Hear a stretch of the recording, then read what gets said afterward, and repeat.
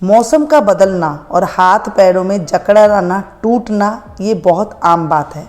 कई लोगों को तो इतनी बुरी हालत हो जाती है कि इतनी जकड़न होती है कि सुबह सवेरे एड़ी ज़मीन में नहीं रख सकती हैं। पैर हाथ ऐसे लगते हैं जैसे मुड़ेंगे नहीं, अकड़ गई हैं। तो इसके लिए आज मैं आपके साथ ऐसी रेमेडी शेयर करूंगी जो पहली बार में ही आपको असर देगी। तो यहाँ पर मैंने एक बड़ा गिलास यानी कि 2 गिलास के करीब आपको पानी ले लेना है और साथ में हम लेंगे आधा इंच के करीब दालचीनी का टुकड़ा। दालचीनी 2 तरह की आती है, एक सीधे टुकड़ों में आती है, एक मुड़ी हुई में आती है। जैसी आपको मिल जाए ले लीजिएगा। यहाँ पर मैं 2 लोगों के लिए बना रही हूँ तो यहाँ पर 2 लोगों का इतना सामान डल रहा है। अगर आप एक जने के लिए बना रहे हैं तो इसकी आधी क्वांटिटी डालिएगा। बड़ी इलायची, एक तो हरी छोटी इलायची आती है ना, वो नहीं है, ये बड़ी इलायची आती है, काली काली आती है, इसके मोटे बीज होते हैं। दालचीनी हमारी ब्लॉकेज को खोलती है, अकड़न को खोलती है, सभी को पता है। अगर हम चीनी चाय में ना डालें और ये दालचीनी डाल दें तो आप समझ सकते हैं कितना फ़ायदा देती है। उस चीनी को हटा दीजिए, खाली दालचीनी की जो आप चाय पी करके देखिएगा, आपको मज़ा आने के साथ साथ शरीर में ऐसी चुस्ती फुर्ती आएगी कि मैं क्या ही बोलूँ। बड़ी इलायची हमने डाल दी है, साथ में डालिए 2 लौंग। अभी बारिश का हल्का फुल्का मौसम है और मौसम बदल रहा है तो यहाँ पर लौंग जो है आप 1 रखिएगा, ठीक है। चलिए जी, इनको हम उबलने देते हैं थोड़ी देर के लिए। अच्छे से धीमी आंच पर उबालिएगा, ऐसे नहीं कि तेज़ गैस की फ्लेम पे से उबालना है। धीमी धीमी आंच पर ये उबलेंगे तो अपना जो इनका अरोमा है ये इस पानी में निकल करके आ जाएगा। जब जकड़न होने लग जाती है ना, अगर हम उसे नहीं संभालते हैं तो आपको पता है हाथ पैरों में सूजन आने लग जाती है। मुंह पे कई लोगों का आप देखेंगे कि सुबह उठते हैं तो उनके मुंह के ऊपर, आँखों के नीचे जो है उनको सूजन आपने देखी होगी, वो आने लग जाती है। उंगलियों जो है सूजी सूजी आपको नज़र आएंगी तो समझ लीजिएगा ये अकड़न की ही प्रॉब्लम है। अगर हम देसी भाषा में बात करें तो ये जब हमारे शरीर में मतलब गैस ज़्यादा बन जाती है और बात और पित्त जब बढ़ जाते हैं, मतलब गैस बढ़ने लग जाती है, तेजाब बनने लग जाता है, तब ये प्रॉब्लम ज़्यादा होने लग जाती है। जब हम दवाइयाँ लेते हैं उनसे पेट गर्म भी हो जाता है, लीवर किडनी भी जो है ख़राब होने का संकेत होने लग जाते हैं और न जाने कितने तरह की और प्रॉब्लम आ जाती है जब हम इस तरह की चीज़ लेते हैं। देखिए कोई अलग चीज़ नहीं है, ये सब चीज़ें हम दाल में डालते हैं, चाय में डालते हैं, तो खाली बस इसमें चाय पत्ती ना डालो तो ये ऐसी बन जाएगी। अगर इसमें आप चाय पत्ती डाल देते हैं तो फिर वो वैसी चाय बन जाती है।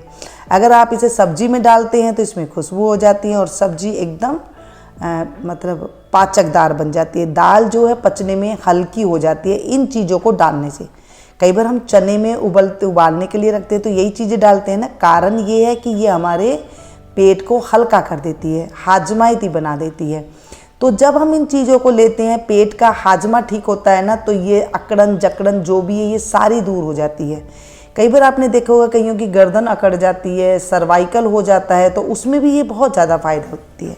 सर्वाइकल जो है हमारे पेट से ही शुरू होता है। जब हम पेट का गड़बड़ाहट होती है ना, समझ लीजिए कि आपको ये सारी बीमारी आने वाली है। पैरों में झंझनाहट होना, एड़ी ज़मीन में रखते ही दर्द होना और पेट फूला फूला हुआ रहना, ये सारी चीज़ों में रामबाण का काम करेगी। एक बार लेते ही तुरंत ठीक।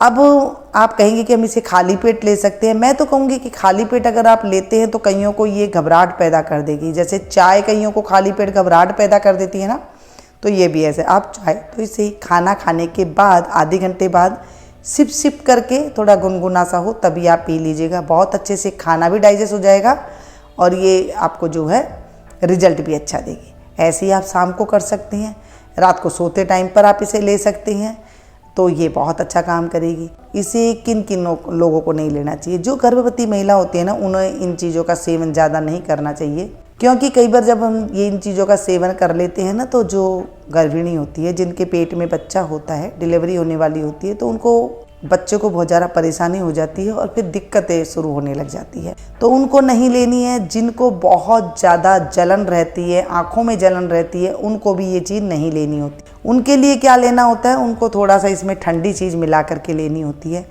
ऐसे आप पी लेंगे बहुत बढ़िया है। अगर आप ऐसे नहीं पी सकते ना, तो इसमें आप हल्का सा शहद मिला सकते हैं, लेकिन शहद कम मिलाना है जब ये ठंडा हो जाए। गरम गरम में कभी भी आप शहद नहीं मिलाइएगा, नहीं तो वो जहर का काम करता है। जब आप हल्का सा गुनगुना हो तभी इसमें आपको शहद मिलाना है और इसका सेवन करना है। जैसे हम लोग देखते हैं ना, कई बार मैंने पढ़ा है, देखा है कि गरम गरम पानी में शहद बोल के पीने के लिए देते हैं, तो वो आपको कतई नहीं करना है। हल्का सा गुनगुना पानी हो तभी आपको इसे पीना है। आप गरम गरम में पी लेंगे तो लीवर के अंदर ठीक होने की बजाय कई बार गड़बड़ भी हो जाती है। ठीक है, चलिए जी, हम इसे मिक्स कर लेंगे और इसे सिप सिप करके पियेंगे। अब आप देख रहे हैं कितना सा काढ़ा है हमारे पास, बस आधा गिलास से कम काढ़ा हो इतना इतना आपको लेना है। और अगर आप इस चाय को 4 जनों को भी दे देंगे तो भी 4 जनों का ही पेट जो है बहुत अच्छे से साफ होने के साथ साथ, गैस इश्यूज दूर होने के साथ साथ, जकड़न दूर होगी, पाचन तंत्र मजबूत होगा, यानी कि एक दवा और 25 तरह की बीमारी जो है दूर होने की रेमेडी। अगर वीडियो में कोई भी चीज़ अच्छी लगी हो तो अपनों के पास शेयर कीजिएगा, कमेंट करके ज़रूर बताइएगा। और मैं आप लोग के लिए किस चीज़ के ऊपर वीडियो बनाऊं ये भी ज़रूर बताइएगा। मिलती हूँ फिर से एक और नई रेसिपी रेमेडी के साथ, तब तक आप लोग देखते रहिएगा मीनू गुप्ता किचन।